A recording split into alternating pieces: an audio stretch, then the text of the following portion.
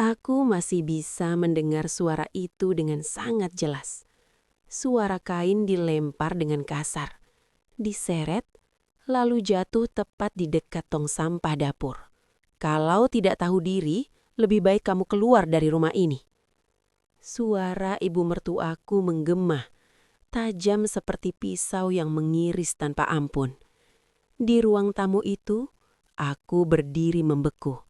Suamiku hanya diam, dan wanita itu, wanita yang belum tentu halal untuknya, berdiri di belakang ibu mertuaku sambil tersenyum tipis.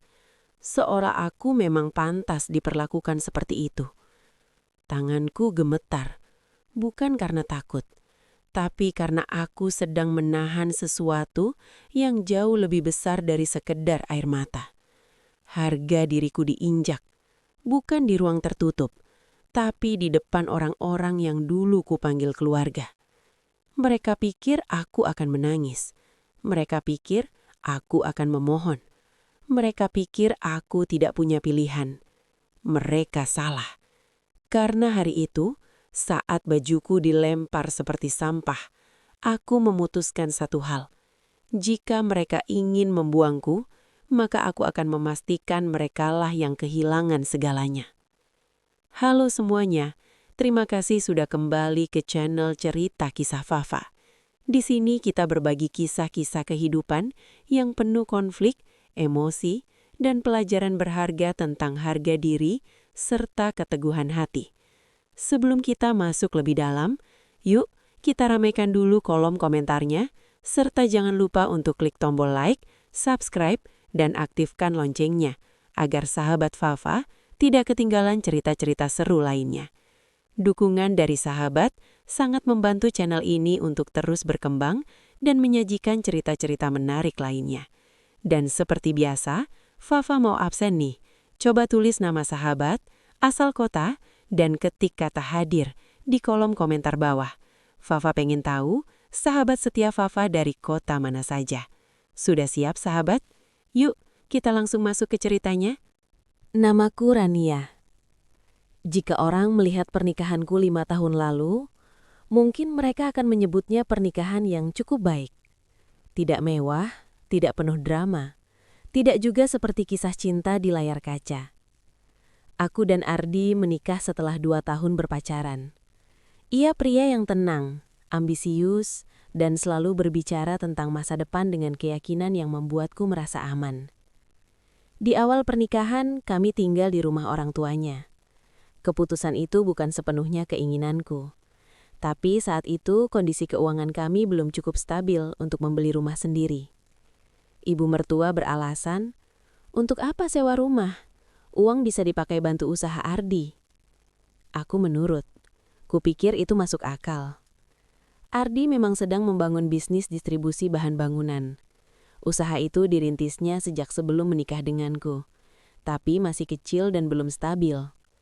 Aku tahu ia butuh dukungan, maka tanpa banyak bicara, aku ikut membantu.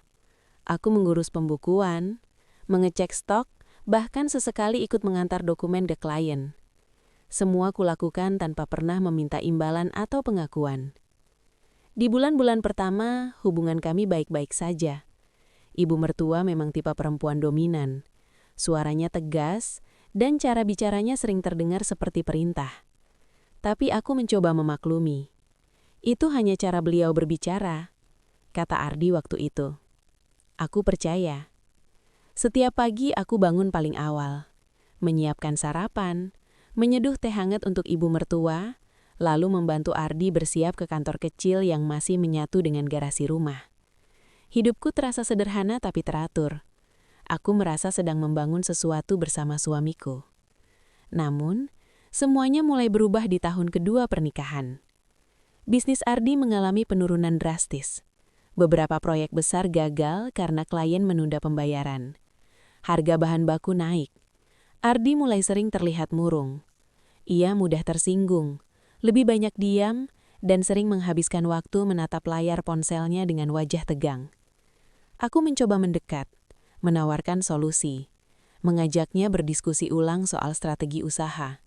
Tapi setiap kali aku berbicara tentang angka dan perencanaan, Ibu mertua selalu menyela. "Sudahlah, kamu tidak usah ikut campur urusan laki-laki." Awalnya aku menelan kalimat itu mentah-mentah. Kupikir mungkin beliau benar. Mungkin aku terlalu jauh ikut campur. Maka aku mundur perlahan. Tetap membantu di belakang layar, tapi tidak lagi mengemukakan pendapat. Ternyata sikap diamku justru menjadi awal kesalahpahaman yang lebih besar. Suatu malam saat laporan keuangan menunjukkan kerugian cukup besar, ibu mertua memanggilku ke ruang tamu. Wajahnya tegang, tangannya memegang buku catatan kecil. "Sejak kamu menikah dengan Ardi, usaha anak saya tidak pernah benar-benar naik," katanya tanpa basa-basi. Aku terdiam. Kalimat itu seperti batu yang dilempar tiba-tiba. "Mak, kerugian ini karena proyek yang tertunda, bukan karena..." Beliau memotong ucapanku. "Orang tua zaman dulu bilang ada perempuan yang membawa rejeki, ada juga yang membawa kesialan." Aku tahu maksudnya. Dan untuk pertama kalinya sejak menikah, aku merasakan sesuatu yang tidak pernah kurasakan sebelumnya. Dituduh tanpa alasan. Ardi duduk di samping ibunya. Diam. Tidak membelaku. Tidak menyangkal ucapan itu. Malam itu aku kembali ke kamar dengan dada sesak. Aku tidak menangis. Bukan karena tidak sakit, tapi karena aku terlalu kaget untuk bereaksi. Sejak hari itu, nada bicara ibu mertua berubah. Setiap kesalahan kecil di rumah menjadi alasan untuk menyindirku. Jika listrik tiba-tiba padam, ia berkata, "Mungkin karena energi rumah ini memang sedang tidak baik." Jika Ardi pulang dengan wajah kusut, ia menatapku seolah aku penyebabnya. Aku mulai merasa seperti tamu yang tidak diinginkan di rumah sendiri. Padahal, tak ada yang tahu bahwa sebagian modal tambahan usaha Ardi waktu itu berasal dariku. Dari tabungan yang kukumpulkan sejak sebelum menikah. Aku menyerahkannya tanpa syarat, tanpa perjanjian tertulis. Karena aku percaya pada suamiku. Kepercayaan itu perlahan retak. Ardi semakin jarang berbicara denganku soal bisnis. Jika dulu ia selalu bercerita tentang rencana ekspansi dan target penjualan, kini ia menutup diri. Ketika aku tanya, jawabannya singkat. "Lagi pusing, jangan tambah beban." Aku ingin menjadi tempat pulangnya, tapi perlahan aku merasa dijauhkan. Suasana rumah menjadi kaku. Makan malam sering diisi keheningan. Ibu mertua lebih sering mengeluh tentang biaya hidup yang meningkat. Ia mulai membandingkan Ardi dengan anak-anak temannya yang sukses membuka cabang usaha di kota lain. "Lihat si Fajar, istrinya dari keluarga pengusaha besar, modalnya kuat, makanya cepat berkembang." Kalimat itu terdengar biasa, tapi di baliknya ada pesan yang jelas. Aku bukan dari keluarga kaya. Aku tidak membawa jaringan besar. Aku tidak membawa status sosial yang membanggakan. Dan seolah itu belum cukup, suatu hari ibu mertua berkata dengan nada setengah bercanda tapi tajam, "Andai saja Ardi dapat istri yang bisa bantu secara finansial lebih besar, mungkin sekarang beda ceritanya." Aku tersenyum tipis, menahan luka yang semakin dalam. Di titik itu, aku mulai menyadari bahwa posisiku di rumah itu bukan sebagai menantu yang diterima sepenuh hati. Aku lebih seperti investasi yang dianggap gagal memberi keuntungan. Retaknya rumah tangga tidak selalu dimulai dari perselingkuhan atau pertengkaran besar. Kadang dimulai dari kalimat-kalimat kecil yang diulang terus-menerus, dari tatapan sinis, dari diam yang terlalu lama. Dan retakan itu semakin melebar ketika Ardi mulai berubah sikap. Ia mulai sering pulang larut dengan alasan rapat atau bertemu klien. Awalnya aku percaya, tapi lama-lama alasan itu terdengar seperti rekaman yang diputar berulang. Aku mencoba tidak curiga. Aku mencoba tetap menjadi istri yang mendukung. Tapi setiap kali aku melihat ibu mertua membisikkan sesuatu di telinganya, lalu mereka berhenti saat aku mendekat, perasaan tidak nyaman itu semakin kuat. Aku merasa dikeluarkan dari lingkaran.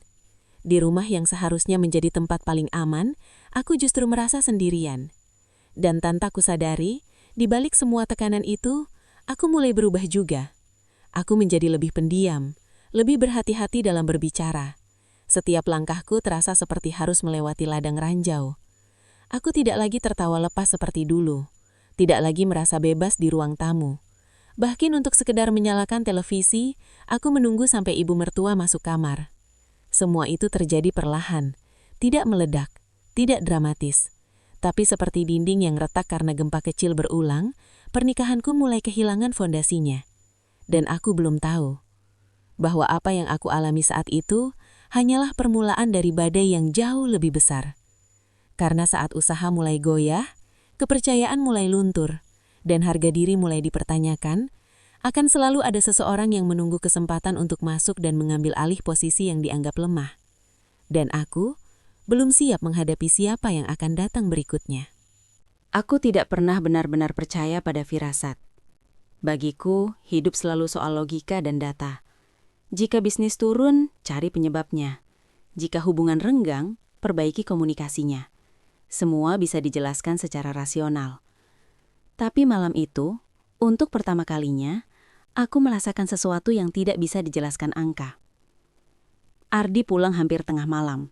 Wajahnya terlihat lelah, tapi bukan lelah seperti biasanya. Ada ekspresi berbeda, campuran antara gelisah dan bersemangat. Ia langsung masuk kamar tanpa banyak bicara. Saat ia menggantung jasnya, aroma parfum asing tercium jelas. Bukan wangi sabun hotel, bukan juga aroma kantor. Itu wangi perempuan.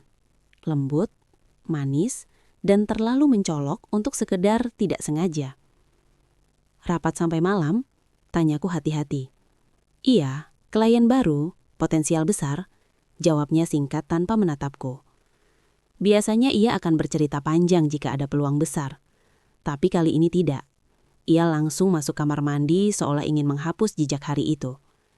Aku berdiri sendiri di ruang tengah, mencium udara yang masih menyisakan wangi itu. Aku mencoba menenangkan diri. Jangan berprasangka, jangan menuduh tanpa bukti. Namun sejak malam itu, ada pola yang mulai terlihat. Ardi semakin sering pulang larut. Ponselnya yang dulu terletak bebas, kini selalu dalam genggaman. Jika ada pesan masuk, ia langsung menjauh untuk membalas. Bahkan ke kamar mandi pun ponselnya ikut. Suatu sore ketika ia mandi dan ponselnya bergetar di atas meja, aku sempat melihat nama yang muncul di layar. Livia. Hanya satu nama, tanpa embel-embel, tanpa keterangan. Pesan itu tidak sempat kubuka. Aku tidak berani. Bukan karena takut pada isi pesannya, tapi karena aku takut pada kenyataan yang mungkin muncul setelahnya. Beberapa hari kemudian, ibu mertuaku tiba-tiba terlihat lebih ceria dari biasanya. Ia berdandan lebih rapi, bahkan mengenakan perhiasan yang jarang dipakai. Mau kemana, Mah? Tanyaku hati-hati.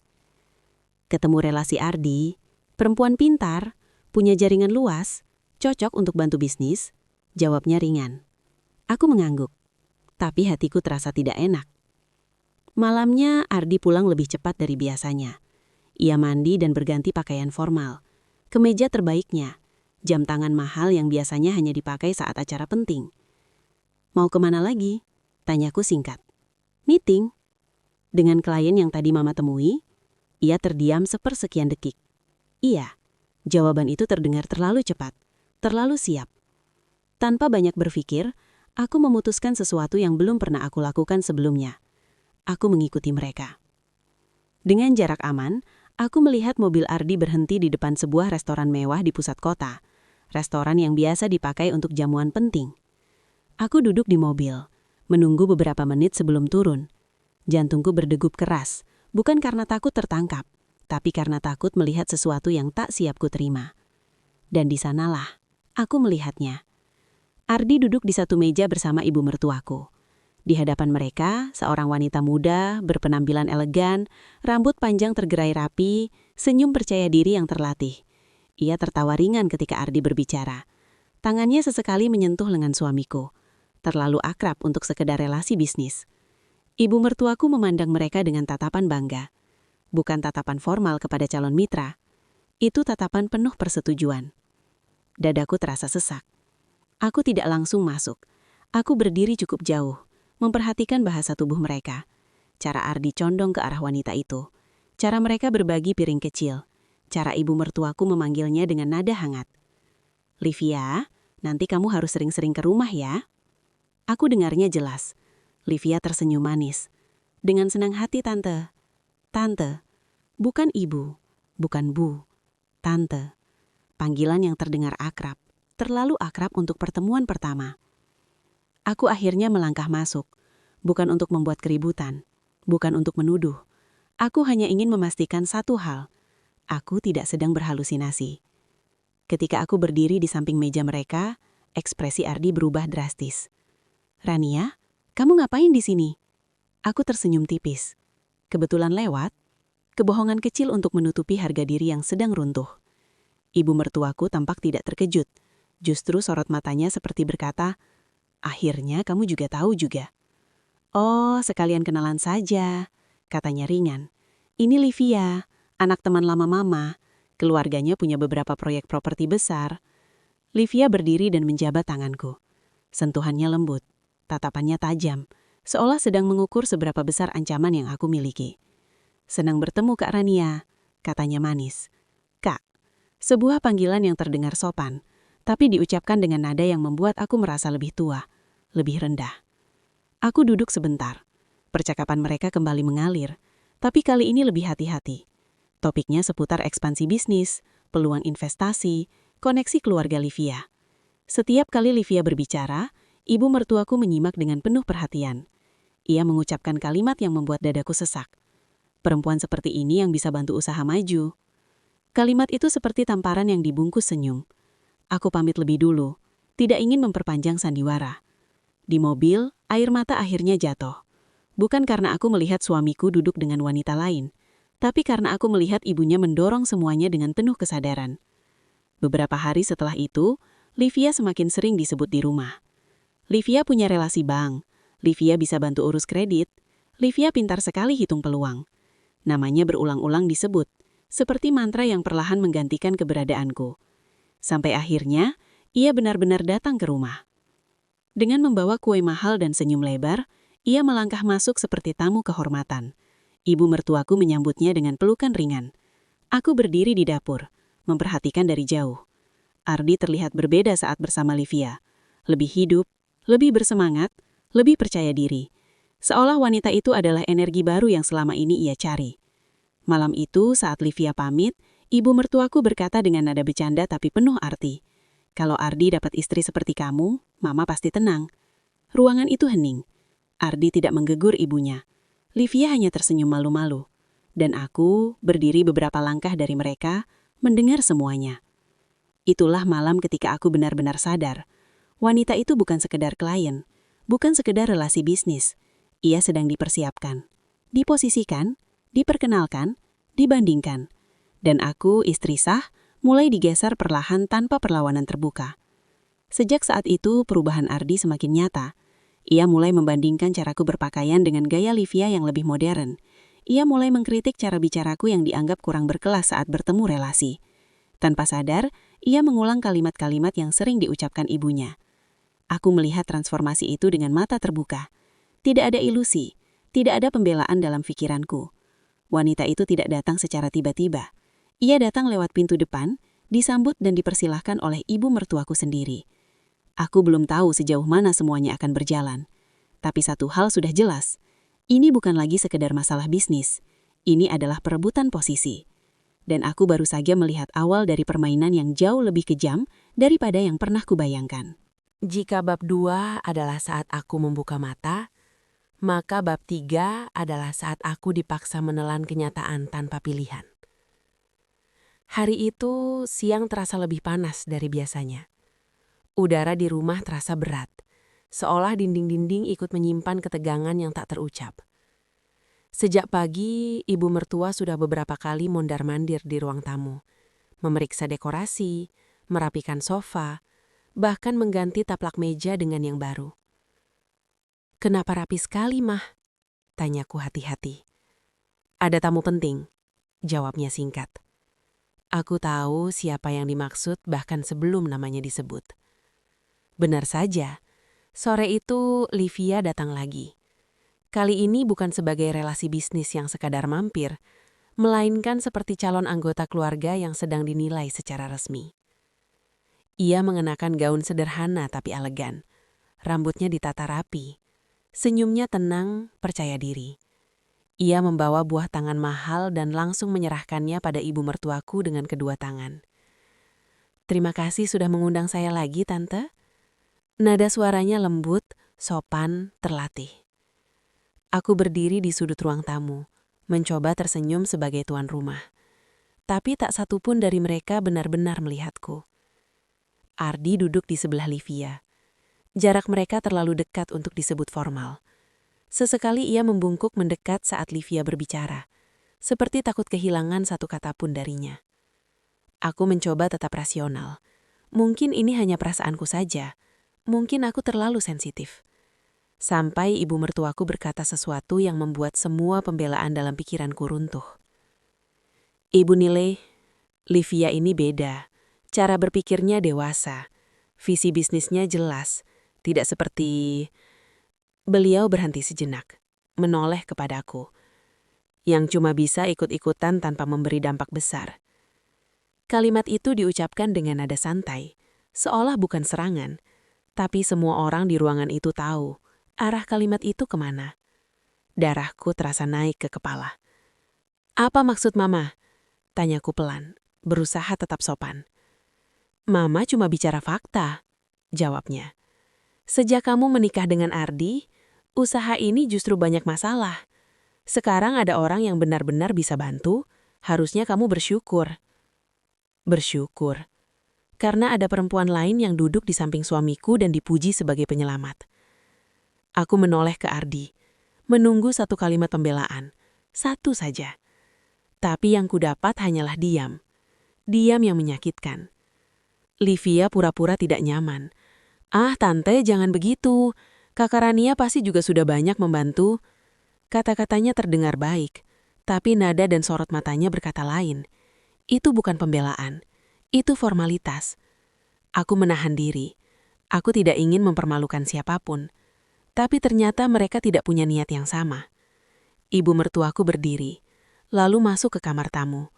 Beberapa menit kemudian ia kembali dengan membawa koper kecil. Itu koperku. Jantungku langsung berdegup keras. Mah, itu kenapa dibawa keluar? Beliau meletakkan koper itu di tengah ruang tamu.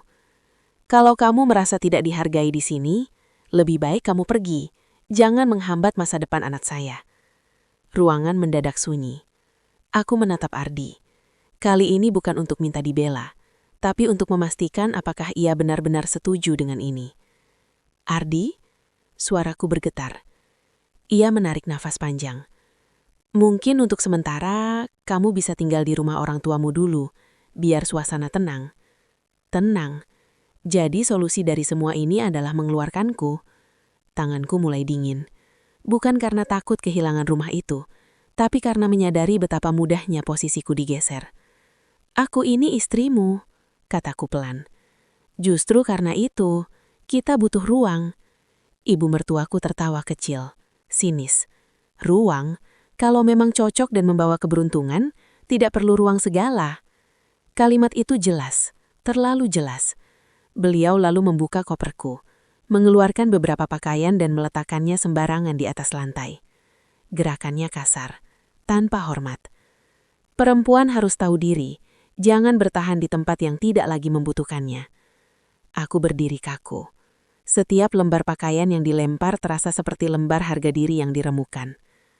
Livia berdiri, pura-pura hendak membantu. Tante, jangan begitu. Tapi ia tidak benar-benar menghentikannya. Ia hanya berdiri, menyaksikan.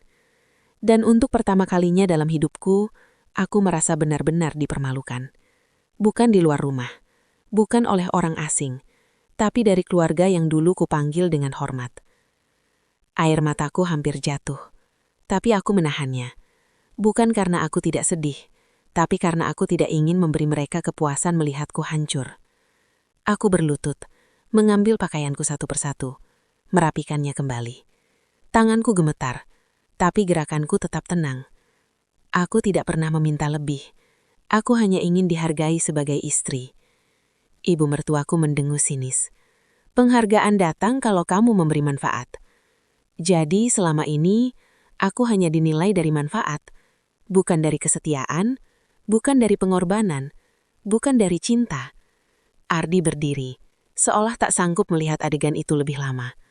Sudah cukup, katanya pelan. Tapi bukan untuk menghentikan ibunya. Ia menarik koperku, lalu meletakkannya dekat pintu. Isyarat yang jelas. Aku berdiri perlahan. Tatapku menyapu ruangan itu. Sofa yang dulu kupilih sarungnya. Meja makan tempat aku menyiapkan makanan setiap hari. Dapur tempat aku bangun lebih pagi dari siapapun. Semua itu tiba-tiba bukan lagi milikku.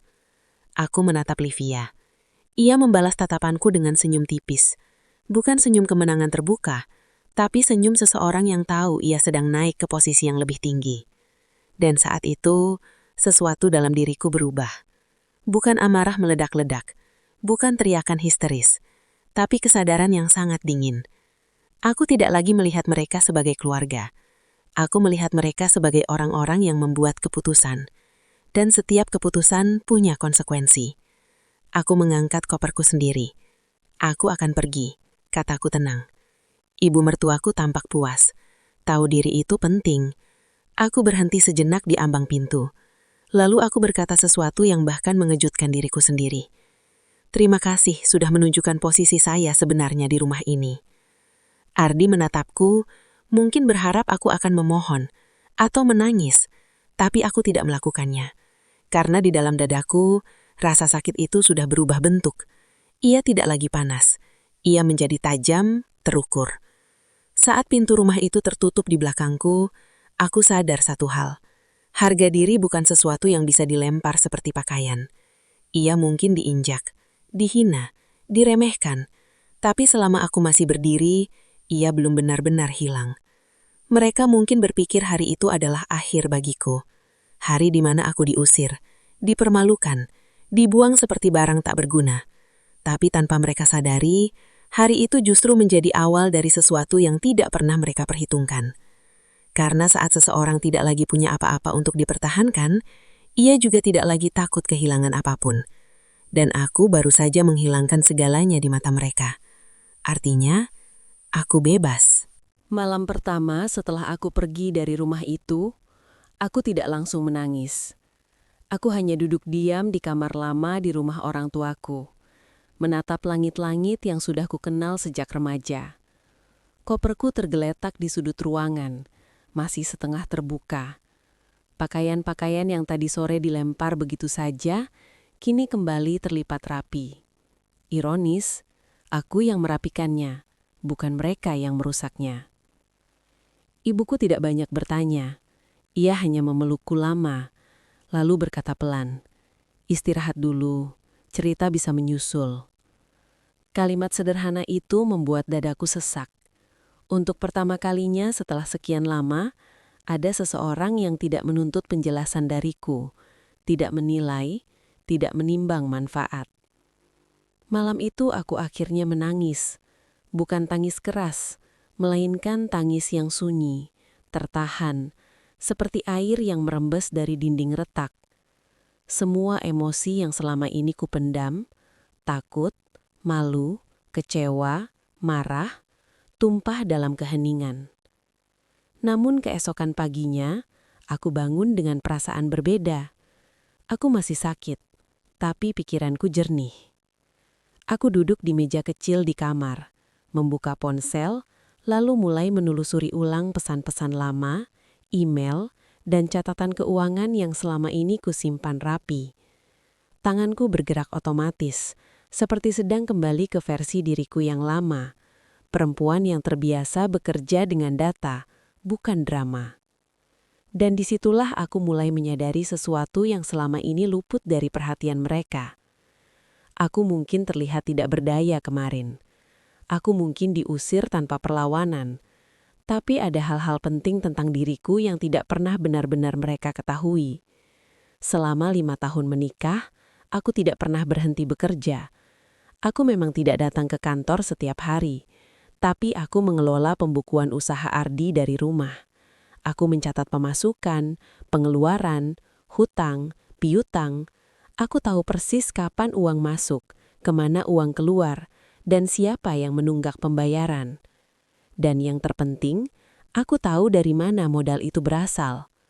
Saat Ardi memulai ekspansi 2 tahun lalu, ia kekurangan dana. Bank menolak memberikan kredit tambahan. Investor tidak tertarik karena laporan keuangan belum cukup kuat. Waktu itu, aku menawarkan satu hal. Aku punya tabungan, kataku. Tidak besar, tapi cukup untuk menutup kekurangan modal awal. Ardi menolaknya pada awalnya. Harga diri, ego, semua alasan klise itu. Tapi akhirnya ia menerima, dengan syarat tidak ingin keluarganya tahu. Aku menyetujuinya. Uang itu bukan sedikit. Itu hasil kerja kerasku selama bertahun-tahun. Sebagian dari gaji lamaku, sebagian lagi dari warisan kecil almarhum ayahku. Uang yang seharusnya kupakai untuk masa depanku sendiri. Aku menyerahkannya tanpa perjanjian tertulis, tanpa saksi, tanpa tanda tangan. Bodoh? Mungkin. Tapi waktu itu aku adalah istri yang percaya. Yang tidak mereka tahu, kepercayaanku tidak pernah buta sepenuhnya. Setiap transfer, kusimpan buktinya. Setiap perubahan kepemilikan aset kucatat. Setiap dokumen kuarsipkan. Bukan karena aku curiga, tapi karena aku terbiasa rapi. Dan kerapian itulah yang kini menyelamatkanku. Aku membuka folder lama di laptop. Ada salinan akta usaha, ada laporan pajak, ada email lama dari notaris yang mengonfirmasi perubahan komposisi saham, perubahan yang memasukkan namaku sebagai pemilik sebagian saham demi mempermudah administrasi saat itu. Aku membaca ulang email itu pelan-pelan. Namaku tertulis jelas. Persentasenya tidak kecil. Tanganku berhenti sejenak, jantungku berdegup. Selama ini Ardi, dan tentu saja ibunya, selalu menganggap usaha itu sepenuhnya milik Ardi, bahwa aku hanya membantu. Padahal di atas kertas, kenyataannya berbeda. Aku menutup laptop, bersandar di kursi, dan menarik nafas panjang. Untuk pertama kalinya sejak kemarin, aku tersenyum kecil. Bukan senyum bahagia, tapi senyum seseorang yang baru menyadari bahwa ia tidak sepenuhnya kalah. Namun bukan hanya soal bisnis, aku juga mulai menelusuri rekening-rekening lama. Aku ingat beberapa bulan terakhir itu, Ardi sering memintaku mentransfer dana untuk keperluan relasi. Jumlahnya tidak terlalu besar per transaksi, tapi cukup sering. Waktu itu aku tidak banyak bertanya. Aku percaya. Sekarang, aku mulai menghitung. Satu persatu transaksi itu membentuk pola yang terlalu rapi untuk disebut kebetulan. Dan di ujung beberapa transfer, aku menemukan nama yang sudah tidak asing lagi. Livia.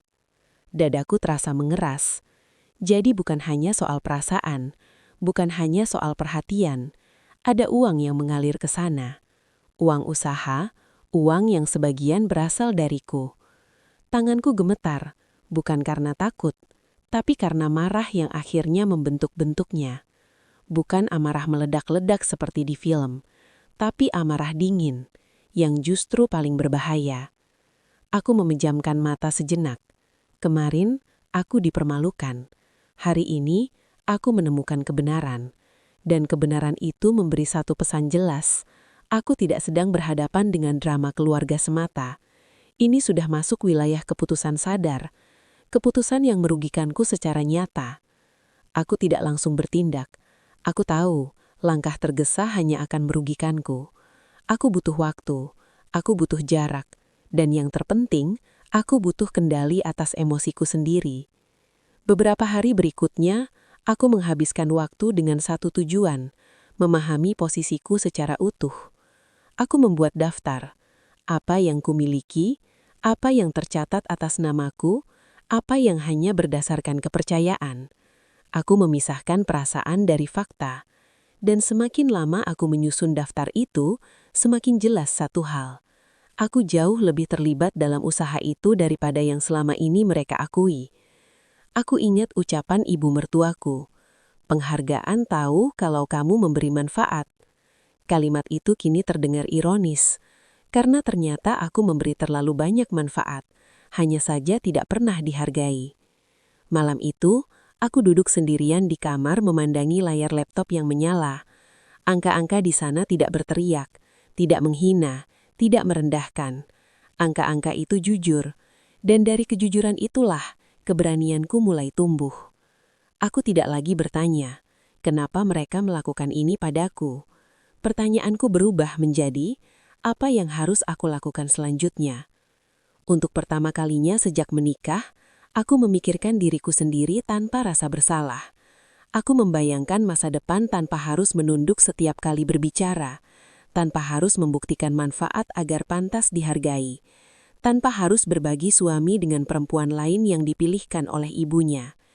Dan untuk pertama kalinya, bayangan itu tidak menakutkan. Ia justru terasa ringan. Aku menyadari satu hal penting malam itu. Mereka mungkin mengira aku pergi dengan tangan kosong, dengan kepala tertunduk, dengan harga diri yang hancur. Padahal yang mereka buang kemarin hanyalah tubuhku dari rumah itu. Bukan akalku, bukan catatanku, bukan kebenaran yang kusimpan rapi selama bertahun-tahun. Rahasiaku besar bukan rencana balas dendam, bukan amarah tersembunyi. Rahasiaku adalah ini. Aku tahu persis apa yang aku lakukan, dan aku tahu waktuku belum selesai. Aku menutup laptop, mematikan lampu, dan berbaring. Untuk pertama kalinya sejak lama, aku tidur dengan pikiran yang tenang. Karena aku tahu, badai yang mereka kira sudah berlalu, sebenarnya baru akan dimulai. Pagi itu, udara di luar cerah, tetapi hatiku terasa berat. Aku bangun lebih awal dari biasanya. Bukan karena aku tidak bisa tidur, tapi karena pikiranku sudah sibuk merancang langkah. Setelah bab 4, aku sadar satu hal. Aku tidak lagi bisa membiarkan semuanya berjalan begitu saja. Harga diriku diinjak, usaha yang kukerjakan bertahun-tahun dipermainkan, dan suamiku serta ibu mertuaku tampak bangga melihatku tersudut. Semua itu harus berhenti. Aku duduk di meja makan, menatap secangkir teh hangat. Tanganku menggenggam cangkir itu erat, seolah sedang menenangkan diriku sendiri. Aku tahu, jika aku gegabah sekarang, semuanya bisa berbalik melawan diriku. Tetapi aku juga sadar, jika aku menunggu terlalu lama, mereka akan semakin leluasa menghancurkanku. Maka aku harus bergerak, tapi dengan strategi. Langkah pertama yang kulakukan adalah mengumpulkan semua bukti yang aku miliki. Laptop di meja kerja menjadi senjataku pertama. Aku membuka folder lama berisi dokumen-dokumen penting, laporan keuangan, transfer modal awal, email notaris, bukti kepemilikan saham, catatan bank, dan semua dokumen terkait kepemilikan aset. Satu persatu kubaca, kubandingkan, dan kuklasifikasi. Angka-angka itu tidak berbohong. Namaku tercatat jelas sebagai pemilik saham. Sebagian modal awal yang membuat usaha Ardi bisa bertahan berasal dariku. Bahkan beberapa rekening bank yang selama ini digunakan Ardi masih memiliki akses melalui dokumen yang kuserahkan padanya saat awal pernikahan. Semua ini memberiku pijakan hukum yang kuat. Lebih kuat daripada yang mereka kira. Hari itu juga aku menghubungi pengacara lama keluargaku. Seorang wanita yang selalu menekankan prinsip keadilan dan perhitungan cermat. Aku menjelaskan situasinya secara singkat. Perceraian, penghinaan yang kualami, dan transfer dana mencurigakan ke Livia. Aku tidak menambahkan emosi atau air mata. Aku hanya menyampaikan fakta dan data. Pengacara itu mendengarku dalam diam, mencatat setiap detail. Setelah aku selesai, ia menatapku tajam. Rania, kamu punya peluang yang tidak semua orang miliki. Semua bukti ada di tanganmu. Tapi ingat, ini bukan tentang balas dendam emosional. Ini tentang strategi dan kontrol. Jangan sekali-kali menunjukkan kelemahan, karena itu akan langsung dimanfaatkan lawanmu. Aku mengangguk. Kata-katanya menembus jauh ke pikiranku. Aku tidak ingin emosi menguasai. Aku ingin segalanya terkendali, seperti permainan catur. Satu langkah salah, seluruh posisi bisa hancur. Hari-hari berikutnya aku mulai menyusun rencana lebih detail. Aku membuat timeline, kapan harus mengambil langkah hukum, kapan harus memutuskan akses ke rekening perusahaan, dan kapan harus menyiapkan dokumen perceraian. Setiap langkah dihitung dengan teliti. Tidak ada improvisasi, karena aku tahu improvisasi di tengah situasi seperti ini hanya akan membahayakan diriku sendiri. Langkah kedua adalah mengamankan aset. Aku menghubungi bank, meminta salinan rekening yang bisa aku akses secara resmi. Aku mempelajari setiap transaksi Ardi dalam 6 bulan terakhir. Ada beberapa transfer yang mencurigakan. Jumlah kecil, tapi sering. Dan semuanya mengalir ke rekening yang berbeda-beda. Salah satunya milik Livia. Kali ini aku tidak panik. Aku mencatat semuanya, menelusuri jejak setiap transaksi. Aku tahu, ketika waktunya tiba, bukti-bukti ini akan menjadi senjata yang kuat. Selain itu, aku juga mulai menyiapkan dokumen perceraian. Aku menulis setiap poin yang perlu dimasukkan. Alasan perceraian, perlakuan yang kualami, dan bukti-bukti yang menunjukkan Ardi tidak lagi menepati tanggung jawab sebagai suami.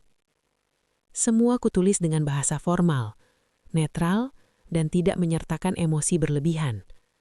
Aku tahu, emosi berlebihan bisa melemahkan posisi hukumnya. Selama proses ini aku juga memperkuat diri sendiri. Setiap pagi aku berjalan di taman, melakukan meditasi, dan membaca buku tentang strategi hukum dan psikologi. Aku menyadari, menghadapi Ardi, ibu mertuaku dan Livia, bukan hanya soal hukum. Itu juga soal mental, ketenangan dan kesabaran. Mereka mungkin meremehkanku sekarang, tapi aku tidak lagi menjadi orang yang mudah dipermainkan. Satu langkah yang tidak kalah penting adalah menjaga hubungan dengan jaringan bisnis yang selama ini kubantu jalankan. Aku mulai menghubungi beberapa supplier dan klien secara pribadi, memastikan mereka tahu siapa yang benar-benar mengurus usaha ini selama beberapa tahun terakhir. Tanpa mengumbar konflik, aku hanya menegaskan peran profesionalku. Dengan begitu, ketika waktunya tiba, mereka akan mendukungku, atau setidaknya tidak mudah terpengaruh oleh Ardi atau Livia. Semua langkah ini kulakukan diam-diam. Tidak ada yang tahu, tidak ada yang mencurigai. Mereka mungkin mengira aku lemah, tersudut, dan kehilangan segalanya. Padahal setiap langkah yang mereka kira pasif, sebenarnya adalah persiapan yang matang. Aku mulai menata strategi komunikasi. Pesan yang dikirim ke Ardi atau ibu mertuaku dipikirkan secara cermat. Tidak ada nada marah, tidak ada kata-kata yang bisa dijadikan alasan untuk menyerangku secara hukum. Semua netral, sopan, tapi tegas. Mereka mungkin menertawakanku sekarang, tapi dalam hatiku, aku tahu mereka akan sadar satu hal. Aku sedang menyiapkan sesuatu yang mereka tidak bisa hentikan begitu saja. Aku juga menyiapkan diri untuk kemungkinan Livia bereaksi. Perempuan itu tampak percaya diri dan manipulatif, tapi aku sudah mempelajari pola perilakunya. Ia suka terlihat superior, tapi ia juga mudah panik jika fakta-fakta di hadapannya terlalu jelas. Bukti transfer dana, dokumen kepemilikan saham, dan bukti kontribusiku dalam usaha akan menjadi alat yang tepat pada waktu yang tepat. Malam demi malam aku lalui dengan menyiapkan setiap detail. Aku memeriksa dokumen berulang kali. Aku menyiapkan salinan cadangan di tempat aman.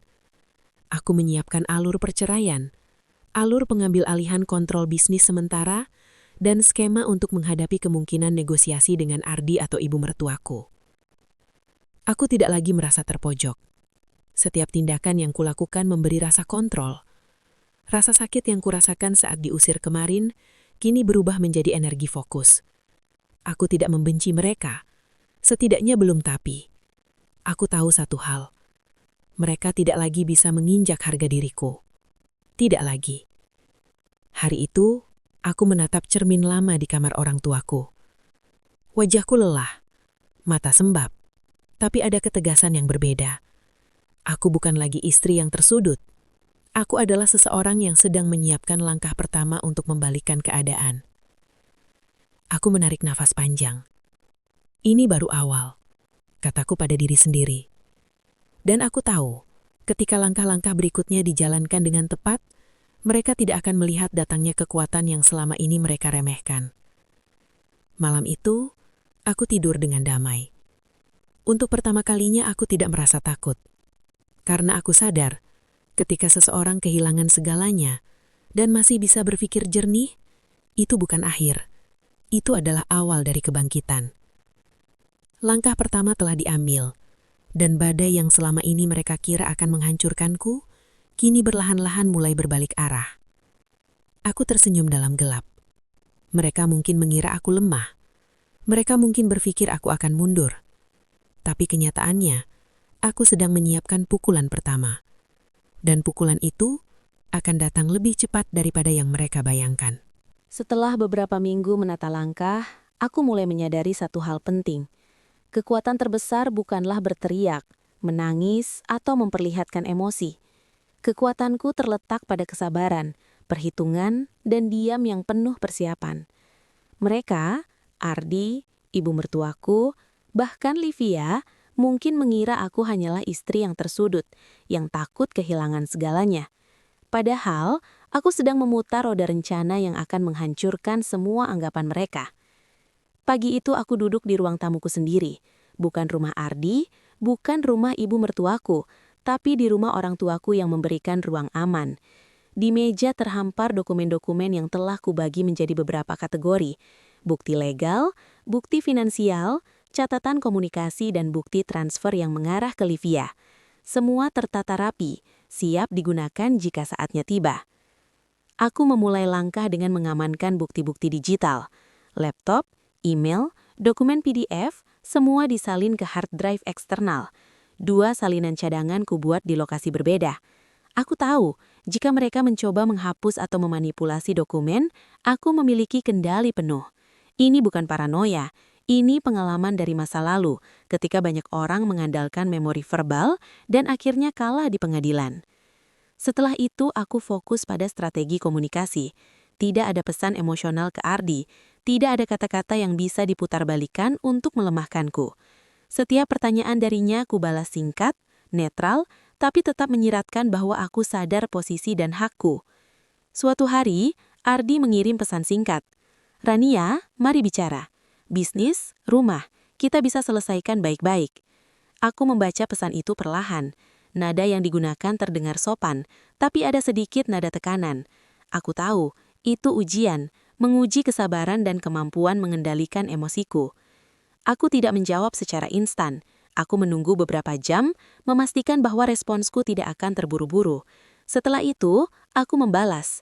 "Kita bisa bicara, tapi saya ingin semua dokumen dan laporan keuangan tersedia saat pertemuan nanti. Tidak ada yang disembunyikan." Nada itu netral, tegas, dan tidak meninggalkan celah untuk manipulasi.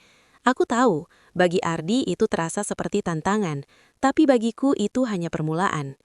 Hari demi hari aku mulai membangun jaringan pendukung. Aku menghubungi beberapa klien dan supplier lama, menjelaskan secara profesional bahwa aku kini akan lebih aktif mengawasi usaha. Aku tidak menyebut konflik pribadi, hanya menegaskan peran profesionalku. Reaksi mereka positif. Beberapa bahkan mengungkapkan kepercayaan lebih besar padaku dibanding Argi. Ini hal kecil, tapi secara psikologis memberi dampak besar. Mereka yang selama ini dianggap netral, mulai berada di pihakku tanpa aku harus menuntutnya. Langkah selanjutnya adalah pengawasan internal. Aku mulai mempelajari jadwal Ardi dan Livia secara diam-diam. Bukan untuk stalking, tapi untuk mengetahui pola dan momen yang bisa dimanfaatkan. Aku mencatat setiap pertemuan mereka, setiap transaksi yang mencurigakan, dan setiap percakapan yang terindikasi manipulasi finansial. Semua dicatat dalam spreadsheet rapi, dengan tanggal, jam, dan detail relevan. Sementara itu, aku juga menyiapkan diri secara mental. Setiap malam aku duduk di jendela, memejamkan mata dan memvisualisasikan langkah-langkahku ke depan. Tidak ada kemarahan liar, tidak ada dendam buta, hanya fokus, ketenangan, dan perhitungan. Aku tahu, satu kesalahan kecil, satu ledakan emosi bisa membuat semua usaha hancur. Maka aku memilih diam penuh strategi. Hari-hari berikutnya aku mulai menyiapkan dokumen hukum secara bertahap, perceraian, klaim atas sebagian saham usaha, dan bukti transfer yang mengarah ke Livia. Aku menulis semua kronologi dengan rapi, tanggal, bukti, saksi, semua disiapkan agar jika perlu dibawa ke pengadilan, tidak ada celah yang bisa mereka manfaatkan. Namun bukan hanya persiapan hukum, strategi diamku juga mencakup psikologi. Aku mulai mengontrol informasi yang sampai ke Ardi dan ibu mertuaku. Misalnya, aku membiarkan mereka percaya bahwa aku hanya istri yang tersudut, yang kehilangan semua kontrol. Padahal kenyataannya, aku yang mengendalikan semua bukti, semua alur, dan semua informasi. Suatu sore, ibu mertuaku menelpon. Nada suaranya ramah, tapi ada sedikit nada mengintimidasi. Aku menelan napas panjang. Ini bagian dari rencana mereka, menguji reaksiku. Aku membalas dengan tenang. Saya akan batang, tapi saya ingin semua dokumen terkait bisnis tersedia. Ibu mertuaku terdiam sejenak. Nada suaranya berubah. Kamu serius? Selalu, jawabku singkat. Mereka mungkin berpikir aku lemah, takut atau kehilangan kontrol, tapi setiap langkah diam yang kulakukan justru memperkuat posisiku. Mereka tidak tahu bahwa aku sudah menguasai bukti, mengamankan aset dan menyiapkan jalur hukum. Mereka mengira aku tersudut, padahal aku sedang menyiapkan pukulan yang paling efektif. Malam itu aku duduk sendirian di meja kerja, secangkir teh hangat di tangan, laptop di depan. Aku menyusun skema langkah selanjutnya.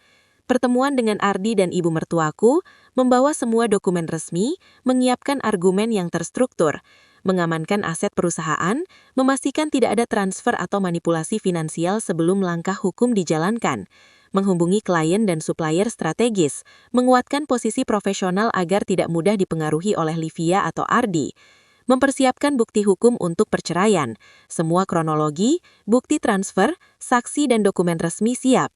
Setiap langkah dihitung dengan presisi, tidak ada improvisasi, tidak ada emosi yang mengganggu strategi. Ini bukan tentang balas dendam pribadi, ini tentang mengembalikan apa yang seharusnya menjadi hakku, dan menunjukkan bahwa aku bukan istri yang lemah yang bisa dihinakan begitu saja. Aku menarik napas panjang dan menatap cermin kecil di meja. Mataku lelah, tapi ada cahaya tekad yang berbeda. Aku bukan lagi Rania yang diam dan tersudut. Aku Rania yang mengamati, merencanakan dan menunggu saat yang tepat untuk bertindak. Diamku bukan kelemahan, diamku adalah strategi, dan strategi ini akan mematikan bagi mereka yang menyepelekan aku. Malam itu aku tidur lebih cepat dari biasanya, bukan karena lelah, tapi karena aku tahu, setiap detik yang kulalui sekarang adalah persiapan. Persiapan untuk menghadapi Ardi, ibu mertuaku dan Livia. Persiapan untuk membalikan keadaan. Dan dalam hati aku tahu, diam yang kulakukan ini lebih berbahaya daripada ribuan kata kemarahan. Karena ketika waktunya tiba, mereka akan menyadari terlalu lambat bahwa aku bukan lagi istri yang busa mereka permainkan. Aku adalah badai yang selama ini mereka anggap tenang. Langkah pertama telah kulakukan. Langkah kedua, strategi diam dan persiapan matang sedang berjalan sekarang. Dan langkah ketiga, ketika dijalankan, akan mengubah segalanya. Ini bukan lagi sekedar cerita tentang penghinaan dan pengusiran. Ini tentang kebangkitan seorang perempuan yang sadar kekuatannya sendiri. Dan mereka yang menyepelekan tidak akan melihat datangnya badai. Hari-hari di minggu itu terasa berbeda. Setiap langkahku kini memiliki tujuan yang jelas. Aku bukan lagi istri tersudut yang hanya menahan sakit hati dan memendam amarah. Aku adalah seseorang yang sedang menyiapkan serangan yang akan mengejutkan mereka. Tapi tetap terukur, tanpa celah. Semua bukti sudah ada di tanganku. Semua dokumen, transfer dana, bukti saham dan kronologi lengkap telah dikompilasi. Semuanya siap dipakai ketika waktunya tiba. Pagi itu, aku memulai hari seperti biasa. Meninjau kembali setiap dokumen, mengatur agenda, dan memastikan semua bukti berada di tempat yang aman. Aku menelusuri kembali rekening Ardi dan Livia, menghitung setiap transaksi yang mencurigakan dan menyusunnya dalam laporan rinci. Laporan itu bukan sekedar angka, itu adalah fakta yang tak terbantahkan. Bukti nyata bahwa mereka telah melangkahi batas dan merugikanku secara finansial. Aku tahu, menghadapi Ardi dan ibu mertuaku bukan hanya soal hukum, ini soal psikologi. Mereka terbiasa menganggap aku lemah, tidak mampu, dan tersudut. Jadi langkah pertamaku adalah memanfaatkan persepsi itu. Aku membiarkan mereka percaya bahwa aku masih terguncang, bahwa aku masih tersudut, bahwa aku tidak punya kekuatan apapun. Padahal, di balik ketenangan yang terlihat, aku sedang mempersiapkan pukulan yang akan menghancurkan strategi mereka dari dalam. Langkah pertama adalah mengatur pertemuan formal dengan Ardi dan ibu mertuaku. Aku mengirim pesan singkat tapi tegas. Kita perlu bertemu. Semua dokumen terkait usaha dan keuangan harus tersedia. Tidak ada yang disembunyikan. Pesan itu cukup membuat mereka terkejut. Nadaku netral, tapi setiap kata mengandung tekanan yang halus. Mereka mungkin berpikir aku pasif, Tapi sebenarnya aku sedang menentukan kondisi pertemuan. Hari pertemuan tiba. Aku memilih lokasi yang netral, kantor pengacara. Tidak di rumah, tidak di rumah mereka. Semua dilakukan secara profesional. Aku mengenakan pakaian sederhana tapi rapi, menunjukkan bahwa aku bukan orang yang mudah terintimidasi. Wajahku tenang, gerakku terukur, setiap langkah menunjukkan kontrol penuh.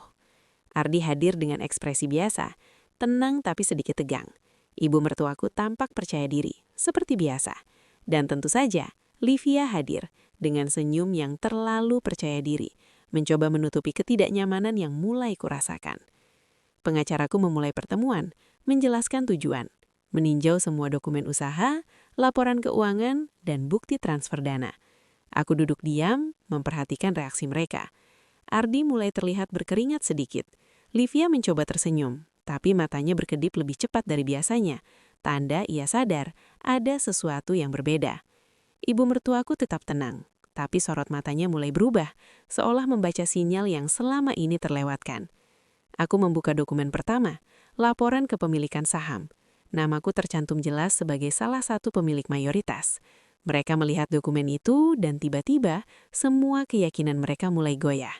Ardi mencoba membela diri, mengatakan bahwa itu hanya formalitas. Aku tersenyum tipis. Tenang. Formalitas atau tidak, ini fakta hukum. Dan fakta itu berbicara lebih lantang daripada klaim tanpa bukti. Livia mulai gelisah. Ia menyadari bahwa posisi dominannya kini mulai terancam. Ia yang selama ini tampak tenang dan superior, kini hanya bisa duduk, menunggu pukulan selanjutnya. Ibu mertuaku menatapku. Matanya menyipit. Ia mulai menyadari bahwa aku tidak lagi menjadi korban pasif.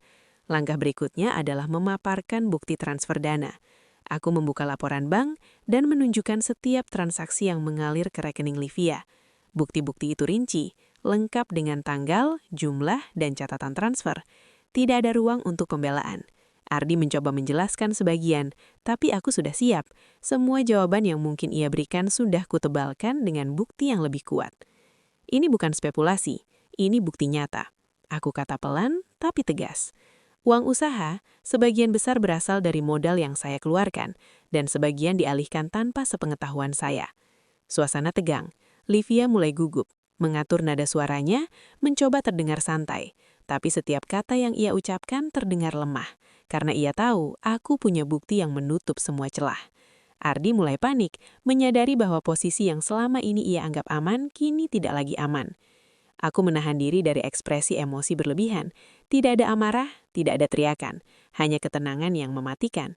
Diamku selama ini, strategi yang kubangun selama berminggu-minggu, kesabaran dan penguasaan bukti, telah mengubah permainan. Aku tidak lagi berada di posisi tersudut.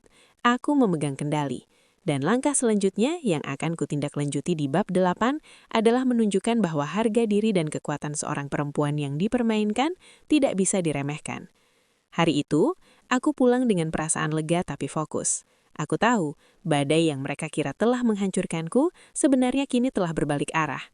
Aku tidak hanya selamat, tapi siap membalikkan segalanya. Aku siap menghadapi bab terakhir, siap menunjukkan bahwa mereka yang menganggap aku lemah kini akan menyaksikan kebangkitan yang tak pernah mereka duga. Dan dalam hati, aku berbisik. Ini bukan hanya tentang aku, ini tentang siapa yang pantas dihormati. Dan aku tidak lagi bisa dihinakan. Hari itu tiba. Aku berdiri di ambang pintu kantor pengacara, melihat ke arah Ardi, ibu mertuaku, dan Livia yang sudah duduk menunggu. Udara terasa tegang, seolah setiap detik bisa meledakkan semua rahasia yang selama ini kubawa diam-diam. Ini adalah momen di mana semua persiapan, strategi, dan bukti yang telah kucatat dengan teliti akan beradu dengan manipulasi dan kesombongan mereka. Aku melangkah masuk dengan kepala tegak. Tidak ada air mata, tidak ada raut marah. Hanya ketenangan yang menakutkan, karena aku tahu apa yang mereka kira kelemahanku hanyalah topeng. Di tangan kananku, aku membawa salinan dokumen resmi yang lengkap. Laporan kepemilikan saham, bukti transfer dana yang mengalir ke rekening Livia, bukti kontribusiku terhadap keuntungan usaha, dan dokumen hukum yang siap diajukan jika mereka mencoba menghalangiku. Ardi menatapku dengan campuran bingung dan gugup. Livia berusaha tersenyum, tapi matanya menipu. Ia sadar bahwa posisi superior yang selama ini ia pegang mulai tergoyahkan. Ibu mertuaku, yang selalu percaya diri dan mendominasi, kini terlihat tidak nyaman. Setidaknya untuk pertama kalinya dalam banyak tahun. Aku membuka dokumen pertama, kepemilikan saham. Namaku tercatat jelas sebagai pemilik sah sebagian besar saham utama. Nada suaraku datar, tegas, tapi penuh tekanan. Ini fakta hukum, bukan opini. Kepemilikan ini sah secara legal, dan saya memiliki hak penuh atas sebagian besar keputusan usaha. Ardi mencoba membela diri, menjelaskan bahwa ini hanya formalitas administratif. Aku menatapnya dingin. Formalitas atau tidak, fakta tetap fakta. Dan fakta ini menentukan siapa yang berhak mengambil keputusan. Jawabku singkat. Livia mulai gemetar. Ia berusaha menyelipkan kata-kata manis, tapi aku tidak membiarkannya menguasai pertemuan. Semua bukti yang kupegang menutup setiap celah argumen. Bahkan ibu mertuaku yang biasanya mendominasi, kini hanya bisa menunduk sejenak, mencoba mencerna kenyataan yang baru saja kupaparkan. Langkah berikutnya adalah bukti transfer dana. Aku menyusun laporan rapi, tanggal, jumlah, tujuan, dan catatan setiap transaksi yang mencurigakan.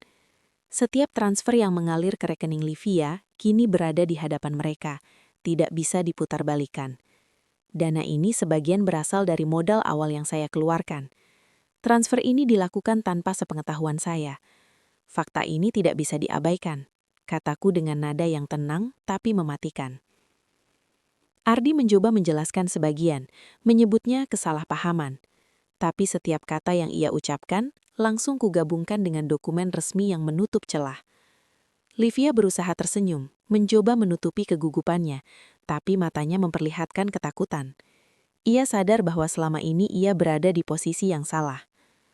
Aku melanjutkan dengan bukti kontribusiku terhadap usaha. Semua laporan proyek, catatan keuntungan, penanganan klien, dan strategi pemasaran yang kubuat sendiri kini terhampar di hadapan mereka. Fakta-fakta ini membuat Ardi dan ibu mertuaku tidak bisa lagi menyangkal peranku. Bahkan Livia hanya bisa menunduk, menyadari bahwa selama ini ia hanyalah penonton dalam permainan yang lebih besar. Pengacaraku mengajukan pertanyaan formal terkait perceraian, hak saham, dan pengalihan aset. Aku menjawab semua pertanyaan dengan tenang, terstruktur, dan tanpa emosi berlebihan. Setiap kata yang kulontarkan menguatkan posisiku, menutup setiap kemungkinan manipulasi atau perlawanan. Ardi akhirnya mencoba menyerang, dengan nada putus asa. Kamu tidak bisa melakukan ini. Ini rumah tangga kita, ini usaha kita bersama. Aku menatapnya dingin. Rumah tangga ini dan usaha ini tidak bisa dibangun di atas penghinaan dan pengkhianatan. Fakta hukum berbicara lebih lantang daripada kata-kata, dan saya sudah menyiapkan segalanya dengan benar. Ibu mertuaku mencoba menenangkan situasi, tapi suaranya tidak lagi dominan. Ia sadar bahwa pengaruhnya mulai pudar. Bahkan Livia terlihat panik, mencoba mengalihkan perhatian dengan senyum palsu, tetapi aku tetap fokus. Aku membuka dokumen terakhir, bukti kronologi komplit. Semua percakapan, pesan, email, dan bukti transfer kuatur rapi di hadapan mereka. Tidak ada yang bisa menyangkal fakta yang kulaporkan. Setiap celah yang mungkin mereka gunakan sudah kututup. Suasana hening sejenak. Hanya suara nafas yang terdengar. Kemudian aku berkata dengan tenang. Saya diusir, dipermalukan, dan diremehkan. Tapi saya tidak kehilangan harga diri atau kontrol. Sekarang, fakta-fakta ini berada di hadapan kita semua. Dan waktunya untuk memperbaiki semuanya adalah sekarang, sebelum keadaan semakin sulit bagi kita semua. Ardi menunduk, mencoba menenangkan diri. Livia tidak berani menatapku langsung. Ibu mertuaku menatap dokumen itu, wajahnya pucat, menyadari bahwa ia salah menilai kemampuan dan posisi diriku selama ini. Aku menarik nafas panjang, menutup dokumen dengan tenang. Semua bukti ada di tanganku, siap digunakan jika mereka masih mencoba menolak. Tapi aku tidak ingin menghancurkan mereka secara emosional. Aku ingin menunjukkan satu hal. Seorang perempuan yang dipermainkan bisa bangkit, dengan strategi, ketenangan, dan bukti yang tidak terbantahkan. Aku berdiri menatap satu persatu. Ini bukan tentang menghancurkan kalian. Ini tentang menunjukkan bahwa harga diri seorang perempuan yang dipermainkan tidak bisa diremehkan. Dan saya tidak lagi takut kehilangan apapun. Ardi yang biasanya percaya diri, kini terlihat pucat. Livia mencoba bicara, tapi suaranya gemetar. Rania, ini tidak mungkin. Aku tersenyum tipis. Semua mungkin jika kalian menganggap aku lemah, tapi aku tidak pernah lemah. Kalian hanya tidak tahu siapa yang sebenarnya kalian hadapi. Ibu mertuaku menunduk, menyadari kesalahannya. Aku tidak memaki, tidak memukul, hanya menunjukkan fakta. Fakta yang berbicara sendiri, fakta yang menghancurkan manipulasi dan kesombongan mereka. Pertemuan itu berakhir. Aku melangkah keluar dengan kepala tegak. Aku tidak hanya menang secara hukum, tetapi juga secara psikologis. Aku menunjukkan bahwa seseorang yang dipermainkan, yang dianggap lemah, bisa bangkit dengan cara yang paling terukur dan mematikan. Kesabaran, bukti, dan strategi. Di luar kantor, angin sore menerpa wajahku. Aku tersenyum tipis menatap langit yang cerah. Semua persiapan, semua strategi, semuanya membuahkan hasil. Yang mereka kira bisa menindasku, kini tahu bahwa aku bukan lagi korban, tetapi kekuatan yang harus diperhitungkan. Aku menyadari satu hal penting. Kemenangan terbesar bukan tentang menghancurkan mereka, tetapi tentang membuktikan harga diri dan kemampuan diriku sendiri. Aku berhasil mengambil kendali tanpa harus menjerumuskan diri ke emosi. Aku bangkit dari reruntuhan yang mereka ciptakan, dan kini aku berdiri lebih kuat dari sebelumnya. Malam itu, aku pulang dengan perasaan lega tapi fokus. Aku tahu perjalanan masih berlanjut, tapi aku tidak takut lagi, karena aku telah membuktikan, seorang perempuan yang dipermainkan bukanlah lemah. Ia bisa bangkit, dan kadang, diamnya adalah senjata paling mematikan. Aku tersenyum dan menatap cermin. Mataku lelah tapi penuh tekad. Aku bukan lagi Rania yang dulu, yang tersudut dan takut. Aku Rania yang baru, kuat, terukur, dan tidak bisa diremehkan. Dan saat aku menutup mata malam itu, aku tahu ini adalah akhir dari kisah lama dan awal dari hidup yang benar-benar aku kendalikan. Kisah ini mengajarkan satu hal penting. Harga diri seorang perempuan tidak bisa diukur dari hinaan, pengusiran, atau perlakuan orang lain. Saat kita dipermainkan, diam dan strategi yang tepat seringkali lebih kuat daripada kemarahan yang meledak-ledak. Mengumpulkan bukti, menjaga ketenangan, dan memahami posisi diri sendiri adalah kunci untuk membalikan keadaan tanpa harus menghancurkan diri sendiri. Ingat, kekuatan sejati datang dari kesadaran dan perhitungan, bukan dari balas dendam emosional. Terima kasih telah mendengarkan cerita ini sampai akhir. Jangan lupa untuk mendukung channel ini dengan like, subscribe, dan share agar lebih banyak kisah inspiratif dan dramatis bisa terus hadir untuk kalian. Sampai jumpa di kisah berikutnya, di mana kita akan menelusuri cerita lain yang penuh intrik, emosi, dan pembelajaran hidup. Tetap semangat, tetap waspada, dan ingat, kekuatan sejati selalu dimulai dari diri sendiri.